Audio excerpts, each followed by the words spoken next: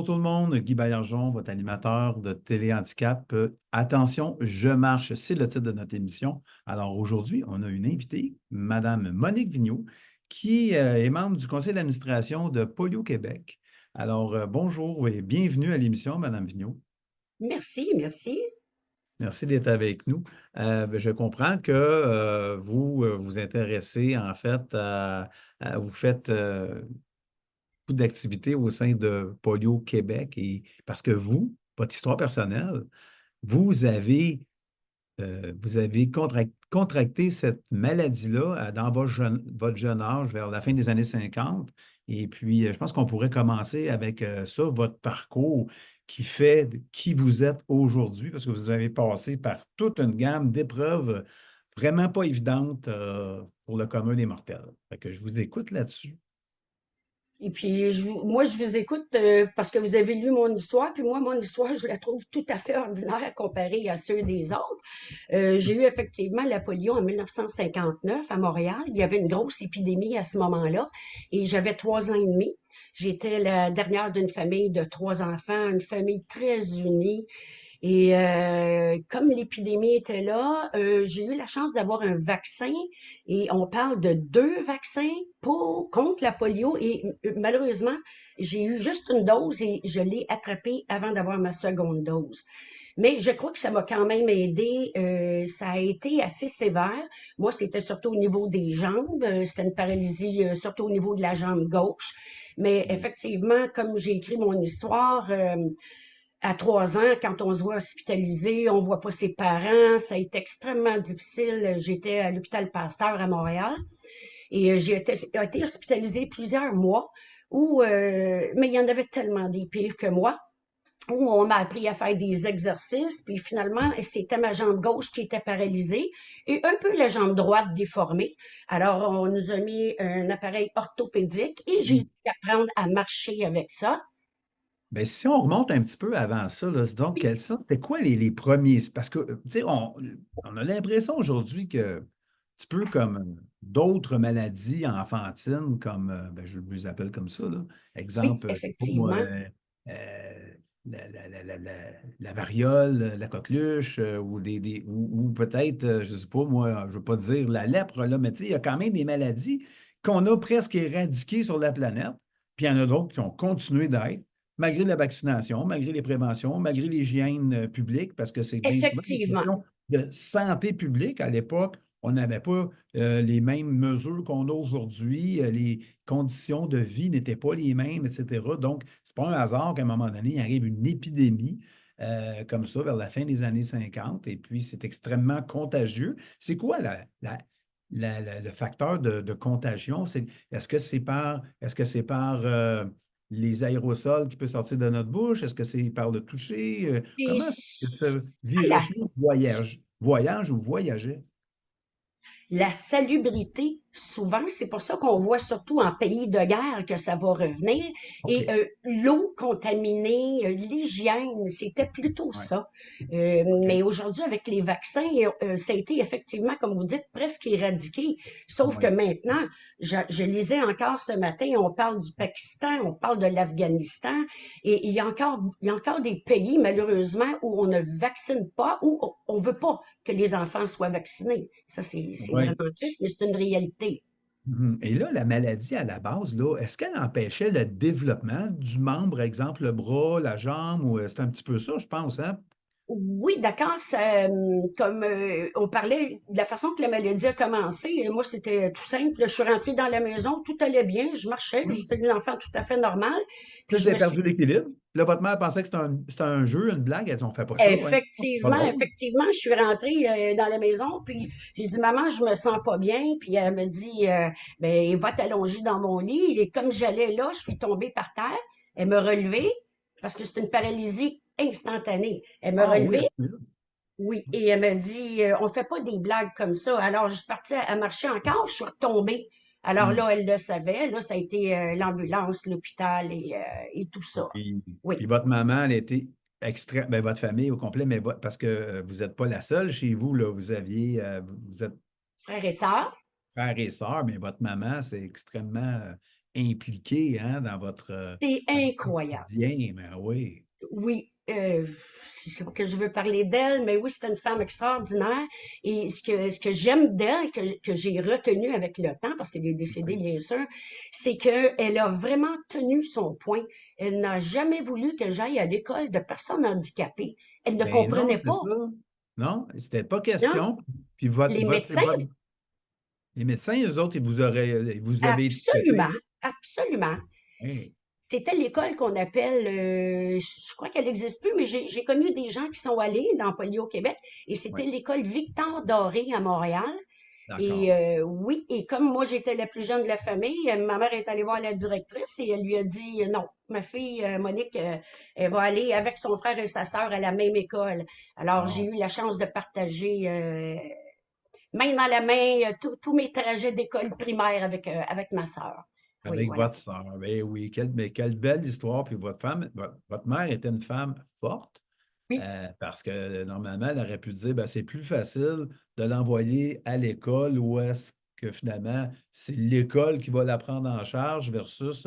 Fait que vous, ça a fait de vous aussi, ça vous a forgé tout un caractère, j'imagine, vous, Mme Vigneault, là, dès votre oui, jeune âge, et de devoir passer. Tu sais, votre enfance, là, tu sais, a été. Vous l'avez vécu en accéléré là, vers l'âge adulte, là, c'est autrement dit, vous étiez mature à un jeune âge, je présume. Là. exactement, Ça, exact. hein? Oui, j'en parlais encore plus tôt avec les gens de polio.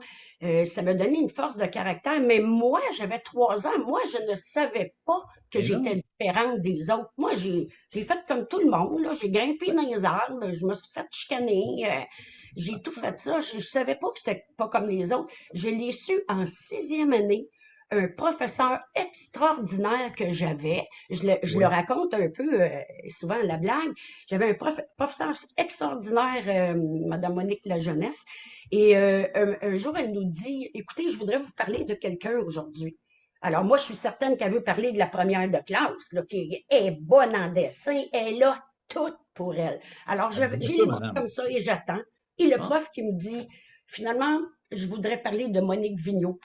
J'ai regardé partout alentour, je pouvais pas ah, bouger, moi.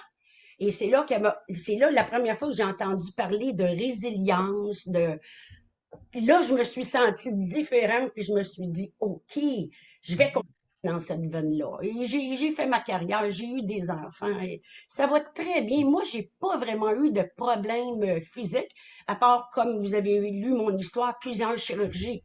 Ça, c'est sûr, ça. oui. Mais si j'avais pas eu ces chirurgies-là, je ne marcherais pas aujourd'hui. Ben, je vous Alors, comprends. Tu sais, puis moi, j'aimerais revenir à Madame la jeunesse, là, qui vous avait rendu oui, un hommage, parce que ça, c'est super important, parce que souvent, incroyable. l'handicap ou la situation d'handicap, c'est que c'est les autres hein, qui font sentir à la personne Voilà. visée qu'elle est différente. Tu sais. Et ce geste que Madame a posé devant la classe, c'est l'inverse. C'est de vous faire briller par votre différence et non pas vous éteindre parce que vous êtes différente. Exactement. Elle Et- était un professeur vraiment, là, je vous dis, là, pour, Ouais. pour ces années-là. Et en plus, à Montréal, dans ces années-là, on n'avait pas de classe mixte. Donc, j'avais été choisie pour être parmi la classe des garçons. On était Oh. 5 filles qui avaient été choisies, mais Ah, j'étais dedans, et des garçons. Donc, on était la première classe mixte à Chaumédé-Laval dans ce temps-là. Et OK. on avait vraiment un professeur hors de l'ordinaire, vraiment. Ça, Et c'est des belles années. Puis là, ben, vous, finalement, vous entrez dans l'âge adulte, vous faites des études, etc. Vous entrez dans l'âge adulte. Mais à un moment donné, si vous avez une orthèse à un moment donné, tu sais, qui était lourde et puis mais qui vous faisait porter un soulier différent, puis ainsi de suite, à un moment donné, on vous a dit, bon, ben, une opération qui est possible. Donc, c'est là qu'on entre dans la ronde. On sait quand que ça commence, mais là, dans votre cas, on ne sait pas trop quand ça finit. Hein? Ça s'est étalé sur presque quoi, 20 ans? plusieurs années, effectivement, et encore une fois, la force de maman et papa, parce que la première chirurgie était pour opérer la jambe droite, qui est Oui, la jambe qui n'a pas eu la polio, donc qui est la seule jambe sur laquelle je peux me tenir. Et oui. c'était assez téméraire dans ces années-là. Ils faisaient une chirurgie où ils empêchaient la jambe droite de grandir pour qu'elle puisse rejoindre celle de gauche, parce que OK. j'avais 1 pouce et 3 quarts entre les deux jambes. OK. Alors, c'était quand même expérimental et mes parents ont eu une certaine crainte de dire est-ce qu'on l'a fait opérer dans sa bonne jambe? C'est la meilleure décision qu'ils ont jamais prise. Bon, Parce que moi, j'en ai vu d'autres personnes, même de d'autres pays, qui n'ont pas eu des soins comme j'ai eu, puis il y en a que c'est vraiment pas drôle. Même en OK. 24 encore aujourd'hui, là. Oui, hein? Mais là, polio au Québec, si on dit que la maladie au Québec est peut-être en perte de vitesse, là, espérons-le, ou presque, mais il y a quand même un syndrome post-polio qui peut faire surface des années et des années, des décennies même après qu'on ait eu la maladie. J'aimerais ça que vous nous en parliez, parce que ça a l'air bien, c'est bien important, ça, le SPP. Voilà, c'est la raison principale pour laquelle nous Mhm. donnons des services chez Polio Québec. Les services, les enfants, la plupart du temps, ou les adultes les ont eus. Mais maintenant, nous nous sommes aperçus avec la recherche que 20, 30, même 40 ans plus tard, 40 à 60 des gens développent ce qu'on appelle un SPP, un syndrome post-polio. Et quand on parle de syndrome, encore une fois, on parle de différents d'un à l'autre et d'un paquet de, comment je dirais, c'est pas tout le monde qui va avoir la même chose. Ce qui Non. caractérise, c'est la grande fatigue. Une grande fatigue où on a besoin de dormir le jour, ce qu'on faisait pas habituellement, une perte d'énergie. Mais ce qui est encore plus troublant, ce sont de nouvelles douleurs qui apparaissent, qui n'étaient pas là, et Mhm. ça peut même aller jusqu'à une nouvelle paralysie.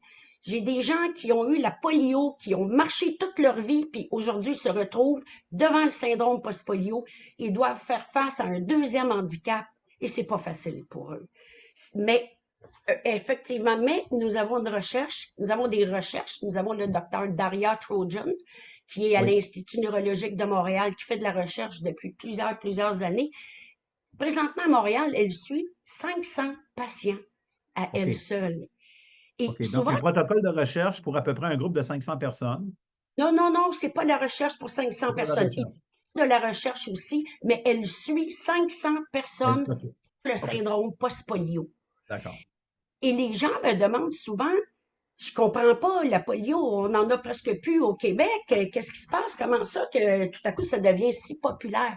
C'est pas que ce n'est populaire, c'est que les gens nous arrivent, nous avons des immigrés qui arrivent de d'autres pays et c'est parfait, Oui. mais eux, ils arrivent avec la poliomyélite qu'ils ont eu dans leur pays. Eux, ils ont besoin de services, des souliers spéciaux, des conférences. C'est pour eux aussi qu'on est là.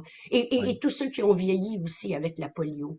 Exactement. Puis qui avait dit adieu à tout ça. Puis à un moment donné, ça revient un petit peu comme Incroyable. sans s'avertir, sans crier gare. Et puis, il y a des nouveaux symptômes qui apparaissent. Puis bien souvent, ce sont des personnes qui sont rendues, disons, sont mettons, peut-être dans la soixantaine. Et puis, Exact. ont vécu leur vie active. Puis là, au moment qu'ils prennent peut-être les choses un petit peu plus mollo ou qui s'en vont tranquillement, mais lentement, mais sûrement vers à ce qu'on appelle la retraite. Euh, Effectivement. Écoutez, on a même un cas, j'ai vu et entendu le cas d'un monsieur qui a contracté la poliomyélite lorsqu'il était jeune, mais il l'a complètement récupéré. Alors, ses parents ne lui en ont jamais parlé. Aujourd'hui, il se retrouve avec le syndrome post-polio. Il OK. comprenait pas, il savait même pas qu'il avait eu la polio. OK, C'est donc c'est ça, pas c'est comme vraiment ça, on en là. entend vraiment plusieurs. Parfait, parfait. Ah oui, ah oui. Et quels sont à ce moment-là, en gros, c'est quoi les traitements? Est-ce que la personne peut être autonome dans sa vie de tous les jours ou si ça l'amène à aller devoir vivre dans un environnement contrôlé du type, je ne veux pas dire le CHSLD, là, mais est-ce que la personne peut continuer à faire à vaquer à ses occupations quotidiennes avec le SPP? Ça dépend de chaque Ça personne, dépend. effectivement, mais on dit tout le temps que la personne qui a eu la polio, on a tout le temps de personnes aidantes avec nous, hein, que ce soit le conjoint, la conjointe. Ça, je sais qu'il y en a beaucoup, les conjoints qui sont des aidants naturels pour ces gens-là. OK. Euh, et ça dépend de chaque personne. OK. Il y en a pour Oui. qui peuvent continuer à travailler, il y en a qui doivent arrêter de travailler. OK. Comme je vous dis, ce sont de nouvelles douleurs, de nouvelles... et les médecins sont malheureusement pas vraiment au courant. C'est pour ça que nous, on veut faire de la publicité. On veut en parler aux médecins. Ça amène ma prochaine question. On n'avait pas le discuté et même c'est que je sais que bon, les aidants naturels, il y en a des centaines de milliers au Québec. C'est pas tous qui sont reconnus, puis ce ne sont pas tous les aidants naturels qui connaissent leurs droits. dont entre autres le droit d'avoir un crédit d'impôt. Mais le crédit d'impôt est entouré par certaines, il répond à certains critères, hein. Exemple, il faut avoir un document signé soit par un médecin ou encore une infirmière, je pense, membre de l'ordre, mais il y a un certain niveau. En tout cas, si ce que je vous dis résonne en vous, est-ce que, exemple, votre organisme fait connaître justement là, quels sont les, les- les- les droits des aidants naturels? Parce que les aidants sont aussi visés que la personne souffrant du SPP. Tout à fait, effectivement. Mais nous avons quand même des gens qui ont eu la polio et qui vivent seuls et qui vivent très bien, là. Mais là, on parle des aidants naturels. Moi, je suis pas au courant. Si je savais même pas qu'il existait peut-être des crédits pour OK. les aidants naturels. Mais nous, en général, on se débrouille assez bien. Mais on a quand même besoin d'un aidant naturel. Là. Je pourrais pas garder ma maison ici tout seul, là, si je serais tout seul. Surtout en vieillissant, il y a beaucoup de choses que je ne peux plus faire maintenant.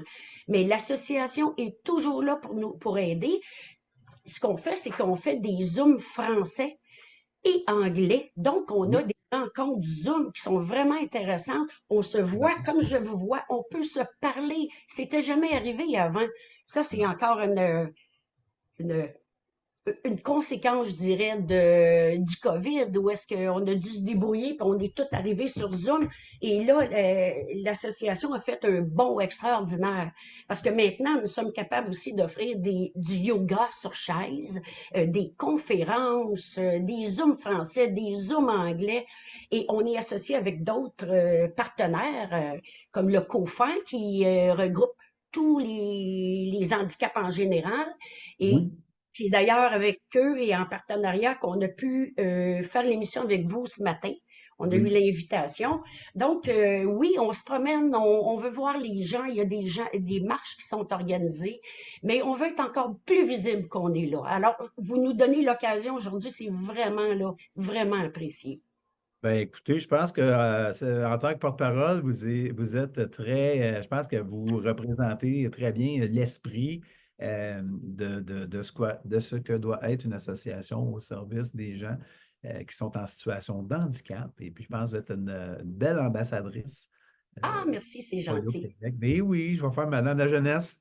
Ah, Ah, elle serait désolé. contente de vous entendre aujourd'hui. Ah ben oui, ben c'est ça. Non, mais en fait, oui, je trouve ça émouvant parce que c'est des belles histoires que l'on entend malheureux. On devrait les entendre plus souvent, des belles histoires comme celle-là. Puis je pense que Ben, l'empathie, c'est une très, très belle qualité qu'on doit cultiver, non seulement quand on est en santé, mais surtout même quand on est en santé, parce que nul n'est à l'abri, puis on ne sait jamais quand la maladie frappe. voilà. Mais des belles histoires comme ça, là, on en a plein sur notre site Internet. Oui, Nous avons Facebook, oui, on a des beaux petits vidéos où les gens racontent leur histoire. Et c'est ça qu'on veut entendre. Parce que, croyez-le ou non, il y a encore des gens qui n'ont pas été capables d'en parler de la polio. Je rencontre des gens qui m'ont dit, non, moi, ça faisait pas partie de ma vie, ça. Et que tout à coup, se retrouvent avec le syndrome post-polio. Oh! Alors, puis ça aussi, des conférences pour aider, là, parce que comme je disais au début, c'est vraiment ce qu'on dit, faire face à un deuxième handicap. Et il y a quelqu'un que j'aimerais remercier, si vous me permettez, c'est la directrice de l'association, Madame Mona Arsenault, qui oui. elle-même atteinte, bien sûr, du syndrome post-polio. Et c'est elle qui a fondé l'association il y a déjà 40 ans et elle est une ambassadrice vraiment, vraiment extraordinaire, notre présidente. Elle travaille très, très fort avec le Club Rotary et on fait aussi des polio Afrique, polio France, polio Congo, polio Mexique. C'est parti, là. Les OK, gens, OK. les gens, les gens Ah nous oui. suivent maintenant, mais on veut encore plus de visibilité. Mais absolument. Écoutez, ça nous a fait vraiment plaisir de pouvoir vous en donner. Puis, dans le lien qui va apparaître là, sous la vidéo, lorsqu'elle sera en ondes sur des handicaps, à ce moment-là, on va mettre le lien vers votre association. Et Parfait. puis, écoutez, Mme Arsenault, je vous remercie infiniment. Pardon, Mme Vigneault. Désolé. Mme Vigneault, merci beaucoup pour cette belle entrevue. Et puis, on va souhaiter longue vie à l'Association Polio Québec. Merci infiniment, M. Baillargeon. Continuez votre beau travail, Madame la Présidente Arsenault, ainsi que tous les membres du conseil d'administration, tous les bénévoles qui entourent Polio Québec. Alors, continuez de faire grandir le mouvement, que ça ait Oui, encore merci plus de beaucoup. rayonnement à travers le monde, parce qu'il y a bien des choses qui viennent du Québec. Il n'y a pas juste le Cirque du Soleil, là, mais qui rayonnent à travers le C'est ce monde. qu'on veut, c'est Alors, ce qu'on veut. c'est ça exactement, parce qu'on est tous unis. Voilà. Et voilà. Ben, je vous Merci remercie. beaucoup. Merci à vous Gentil, merci. et au revoir. Au revoir.